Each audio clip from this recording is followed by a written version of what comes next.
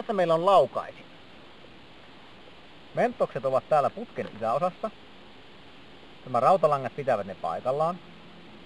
Tämä pää kiinnitetään pulloon. Sokka vedetään pois. Ja monta mentosta hulahtaa kerrallaan sinne pulloon. Paine tulee täältä. Ja täällä meillä on suppilo ja ohuempi putki. Eli se paine oikein pakkautuu tähän, jolloin saadaan vielä isommat pörskäykset esille. Limppari on etukäteen lämmitetty noin 40-asteisesti.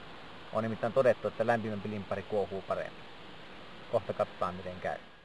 Sitten.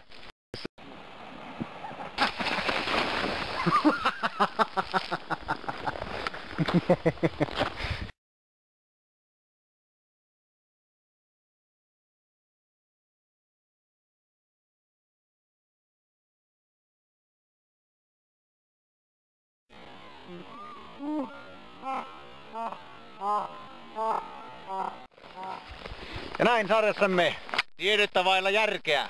Yes!